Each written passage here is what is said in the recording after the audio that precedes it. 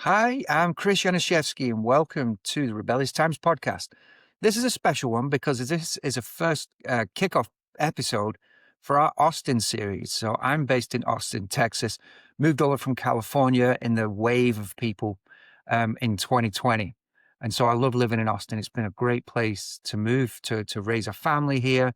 There's a fantastic tech scene. There's a great kind of social scene, which I don't get to enjoy that much because I'm kind of living the family life right now. But um, there is a really large ecosystem of startups here.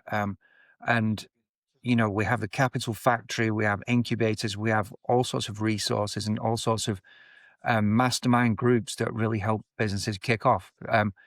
And so I'm really pleased to invite Shivam here today. He's the CEO of ProduceX. ProduceX is the first autonomous supply chain solution for fresh produce. That was a tongue twister. How are you doing, Shivam? I'm great. Thank you so much for having me, Chris. And that's a wonderful introduction that you gave about Austin, yourself, and our company in general. I think we should have you in our team.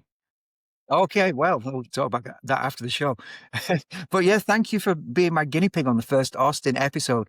You'd be pleased to know I've done a lot of podcasts so far. I've recorded quite a few, so hopefully I can guide us through this, and I know it's going to be a fun conversation. So what I'd love to start with is just a little chat on Austin, kind of how you arrived here, and what Austin means to you. Yeah, absolutely. So I moved to Austin from Pittsburgh, right? So it was a very, very deliberate choice. It's a city built on a backbone of very powerful and traditional industries. Coming out of my MBA, I saw immense value in that. But then I also saw an opportunity in tech. Austin is kind of intersection of both these worlds. It's a top tech tier industry which hasn't lost its connection with the real world. And for a company like us that's revolutionizing a physical industry like agriculture, I feel there's no other better place than Austin to be in. Love it, brilliant, brilliant. Um, so from my perspective, and on these episodes, I love the Austin chat, and maybe that's what differentiates it from a previous podcast, the other track. And so I've asked every kind of guest to come on and talk about the thing that makes Austin unique to them or the thing that they love. Yeah, I'd love to kind of hear your perspective on kind of what makes Austin unique and, what you think of when you first think about Austin. Yeah, for me, Austin is, I would say, the best thing about Austin is the feeling, right? It's the people, it's the ecosystem, the passion, creativity, and that mix of Texas grit that is in this city. I think that's unparalleled. And we might have seen from the previous articles in the Wall Street that how it's losing its connection to the world, but I feel otherwise, to be really honest. And that's the culture we are building in ProduceX as well. Like it involves creativity, passion, and grit to transform such a complex industry. Love it. I love that grit. And yeah, it is. You've got a mix of people almost say it's like a little California type bubble, but within Texas, right? I don't know if that's a good or a bad thing. I guess it depends how you look at it. I had a great time in California, but I love the Texas thing. I love Texas as a state. My own, so here we go. Yeah, my, That's the boot.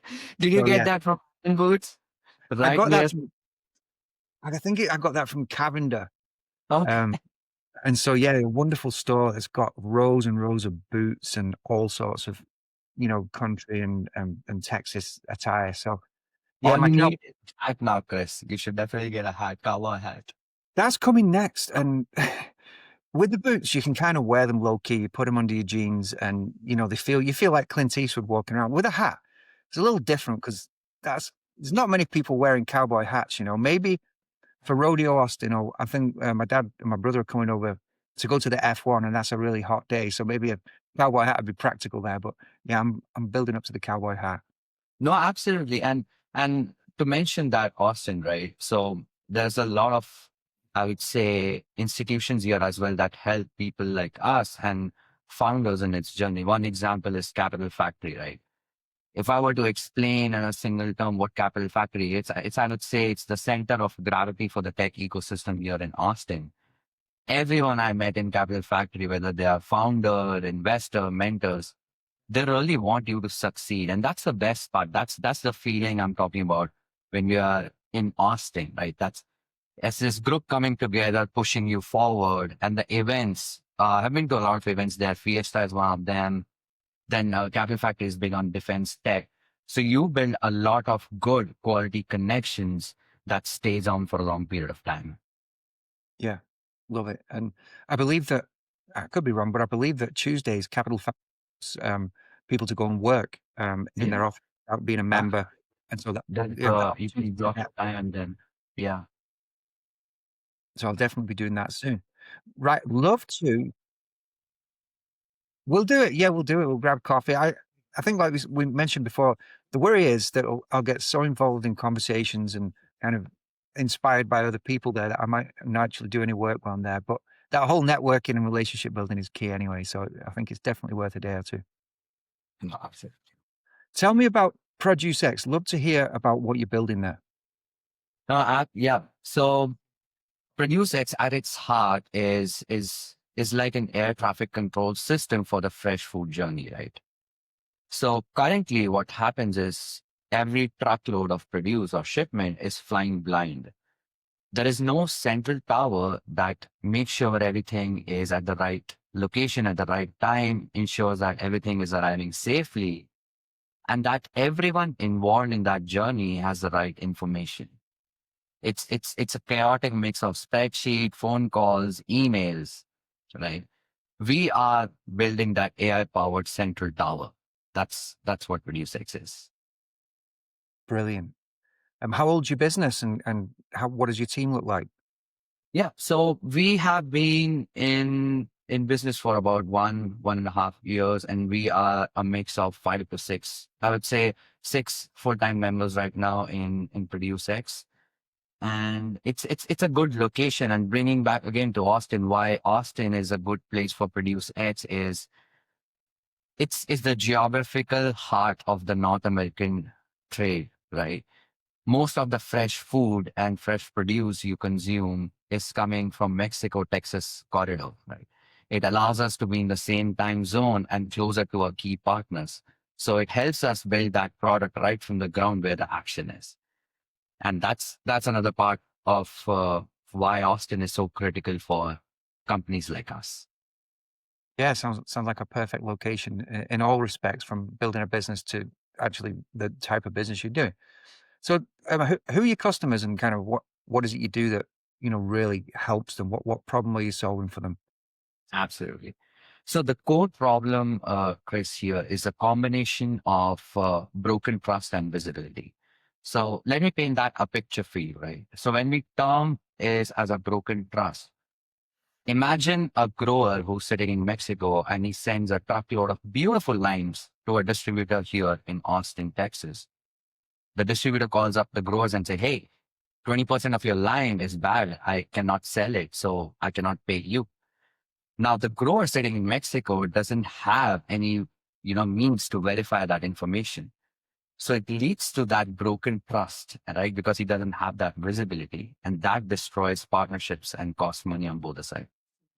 When we talk about safety, just last month in the news, there was a nationwide recall of salad kits, right? And the reason those product and produce recalls are so massive and scary is because of the broken data chain.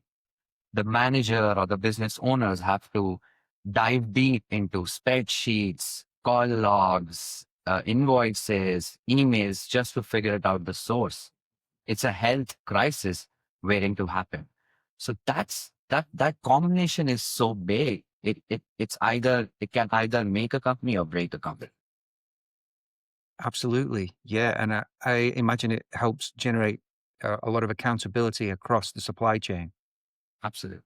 So coming to ProduceX, how ProduceX solves it, it's we are providing that one platform, a single source truth for that, right? When we talk about trust, in the ProduceX world, when the truckload of lime arrives to the distributor, the warehouse, what they do is they share and capture the real-time objective data on quality. Now that data and report is shared with the grower in Mexico. And now that broken trust is, it just evaporates. It's like a partnership now. For safety, imagine this, the manager or the business owner, they just type into a platform that, hey, show me where the lot 1, 2, 3 went. And it immediately gives you a map tracing out its entire source to the destination. And keeping in mind those key data elements, which are very important in between, right? Which packing house it went through, which, say, Chris was working on it or Shivam was working on it. Which machine did he work on it? Those information right with you in a matter of seconds, what used to take days and weeks probably. So that's the difference between a brand damaging multi-million-dollar recall and a precise controlled response. Love it. Fantastic. Love to hear a little bit about your business, your revenue model, and your approach to go to market. I think that's something that a lot of founders, welcome advice on. Yeah, absolutely. So our current focus is right now on mid-market and enterprise distributors in the Texas-Mexico corridor, because they are the ones who are feeling the most crucial pain, right? We are fortunate to have a major forward-thinking distributor as a co-development partner, and a pipeline of growers and cold storage facilities who would be participating in our Pioneer program. And I'm sure we are delivering a lot of value to them. And those Pioneer partners would be the one who will be moving ahead of the competition curve in the next few months. In terms of go-to-market, so our strategy is about building that network effect, right? Chris, now what we are doing is we have growers, we have distributors, we have retailers, cold storage. Imagine that bringing them on that ProduceX network, right? Once this Pioneer program ends, each partner is going to invite their partners on this ProduceX network. Now that becomes and creates a powerful organic growth market engine for us, and also a win-win opportunity for all the partners involved in that ProduceX network. So that's our strategy. Love it. The network effect. And yeah. What about your approach to scaling your business in terms of your chosen financing model, and are you at a stage of funding, or are you bootstrapped? What's your approach there? So currently we are bootstrapped, we are pre-seed, and after the conversion of the Pioneer, so our complete focus right now is conversion of these partners from the Pioneer program into the paid partners, right? And post that would be going for a seed capital round, which gives us enough, fuel to launch more complex features, as well as have our own core go-to-market team that we can reach out to different regions as well, not just Texas. We go to California, Oklahoma, Mexico, and even Canada. Love it. Love it. Fantastic. And so when you're not working on your business, which I imagine you're working on the business most of the week, but what do you like to do outside? How do you enjoy Austin? Or, how do you unwind and keep your sanity as a business leader? That's something very important. So Chris, you might know you love football, and I mean soccer here in the US. So I do play soccer every weekend, and I also teach soccer to the kids, right? So the one thing that I have been doing for the last 30 years is playing soccer. And then I teach those to the kids, and I feel very good when those kids apply those techniques in their game. So it gives me joy. It shows me that something that I have been doing so long, for so many years, people are able to do that. So teaching brings me a lot of fun during the weekends, and I'm just swarmed with teaching kids and playing soccer. Fantastic. Yeah, I'm a big soccer guy myself, coming from the UK, and I sustained a little injury in California that kind of made me not want to play as much. But um, I had my daughter playing soccer last year. She was 3 years old, and that was a lot of fun, even though she was kind of scared of the ball and ran away from it. Kids' sports to me are one of the biggest joys of being a parent, let's say. I've got my son playing ice hockey now and doing flag football, and it takes up all of your Saturday, but it's a wonderful thing watching kids develop. So yeah, I appreciate that you're giving your time to that. That's awesome. So maybe we close off here. This has been great. I loved hearing your story. So thanks so much for that. Any kind of advice you have for founders in relation to Austin, or growing the business from the stage you're at and things you've learned? No, absolutely. So there's two advices that I would give to my fellow founders. The first is fall in love with your customer's problem, right? Not our solution. And that's a mistake I have done in the past as well. So be with them. For us, it was like we were there at the warehouse, we were there with the drivers. Wherever they are, be with them. If you're building something and if you understand them way better than other people and other companies, you would truly build something that they would appreciate, right? Second, the most important would be the resilience, Chris. Like, you are going to hear no a lot. And the key is to not take that personally. Right? Everything, every feedback, I believe, is a gift. And the most important thing is you can learn something new from anyone, whether they are the CEO or a forklift driver at the warehouse. They can teach you a lot of things. So stay humble, be curious. That's one of the other things I would say. Wonderful advice. Well, wishing you all the best with your business, and let's get that coffee at the Capital Factory Absolutely. very soon. Yeah, for sure. And if your daughter needs a soccer lesson, then let me know. For you, it's Will free. do. Will do. If she won't listen to me, maybe she'll listen to you. All the best.